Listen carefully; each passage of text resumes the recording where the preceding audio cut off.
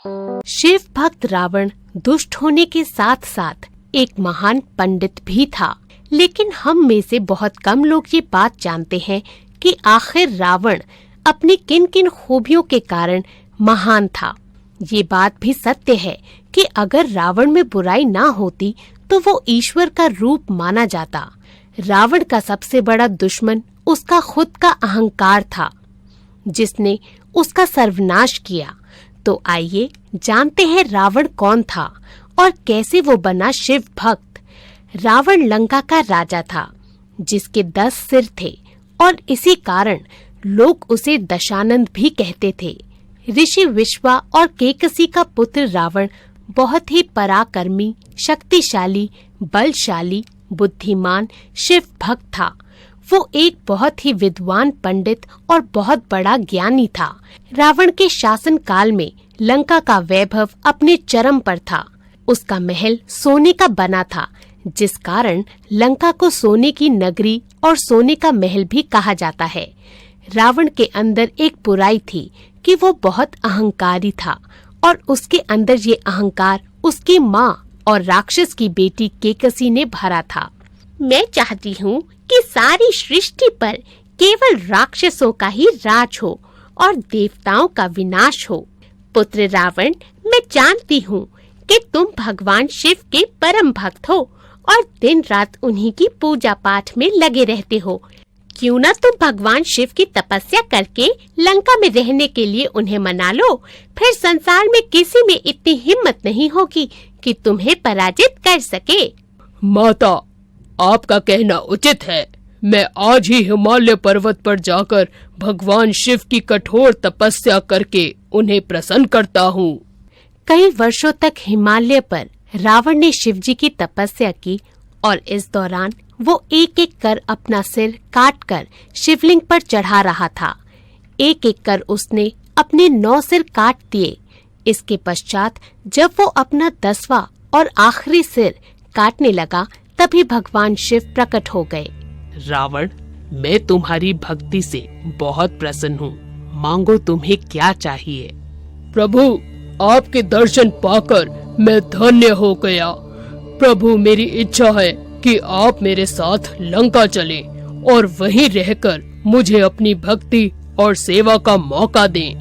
हे दशानन, पूर्व काल के कुछ कारण हेतु देवी पार्वती लंका में नहीं जाएंगी और शक्ति के बिना शिव अधूरे हैं। इसलिए मैं स्वयं तुम्हारे साथ लंका नहीं आ सकता, लेकिन तुम्हारी इस समस्या का मेरे पास एक समाधान है। कैसा समाधान प्रभु? शीघ्र बताइए। हम स्वयं तो लंका नहीं आ सकते, इसलिए शिव ज्योतिर्लिंग से उत्पन्न अपना ये आत्म ज्योतिर्लिंग मैं तुम्हें प्रदान करता हूँ। ये आत्म ज्योतिर्लिंग भी मेरी उपस्थिति के ही सम्मान है। आत्म ज्योतिर्लिंग? मैं कुछ समझा नहीं महादेव। रावण, शिव पूजन में लिंग का बहुत महत्व है। मैं तुमसे बहुत प्रसन्न हूँ, इसलिए ये आत्म ज्योतिर्लिंग मैं तुम्हें प्रदान करता हूँ। जैसी आपकी इच्छा प्रभु। वो आत्म ज्योतिर्लिंग पाकर रावण खुश हो जाता है और अहंकार से भर जाता है। तभी भगवान शिव उससे कहते हैं, हे दशानन, तुम ये आत्म ज्योतिर्लिंग लेकर तो जा रहे हो, लेकिन इस बात का ध्यान रखना कि इसे अब वहीं रखना जहाँ तुम इसे स्थापित करना चाहते हो। अगर तुमने इसे रास्ते में कहीं भी रख दिया तो ये वहीं स्थापित हो जाएगा, फिर तुम इसे लंका नहीं ले जा पाओगे। प्रभु, आप चिंता ना करें, ये ज्योतिर्लिंग तो अब सिर्फ लंका में ही जाकर स्थापित होगा। मैं इसे अपने पुष्पक विमान में ले जाऊंगा। रावण वो आत्म ज्योतिर्लिंग प्राप्त करके अपने पुष्पक विमान में लंका की ओर चल पड़ता है।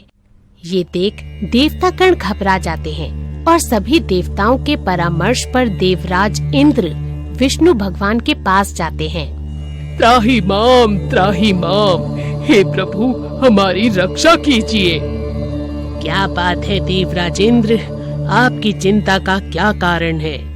आखिर देवलोक पर ऐसा क्या संकट आ गया है जो आप चिंतित हैं? हे नारायण, रावण ने शिव भगवान की तपस्या करके उन्हें प्रसन्न कर दिया और अब उनसे आत्म ज्योतिर्लिंग प्राप्त कर लिया है और उसे लेकर अब वो लंका जा रहा है। आप तो जानते ही हैं, भोलेनाथ कभी भी अपने भक्तों को निराश नहीं करते। अगर वो आत्म ज्योतिर्लिंग लंका में स्थापित हो गया तो फिर कोई भी रावण को नहीं हरा सकता और फिर सृष्टि पर केवल और केवल राक्षस वंश का ही राज होगा। इसीलिए तो भगवान शिव को भोलेनाथ कहा गया है। वो अपने किसी भी भक्त को निराश नहीं करते, लेकिन वो ये अच्छे से जानते हैं कि कौन किस उद्देश्य से वरदान मांग रहा है। वो ये बात भली भांति जानते हैं कि रावण अपने स्वार्थ के लिए ही ज्योतिर्लिंग को लंका ले जा रहा है। आप बेफिक्र रहिए, वो ज्योतिर्लिंग को लंका नहीं ले जा पाएगा। इस कार्य के लिए मुझे वरुण देव की सहायता लेनी होगी।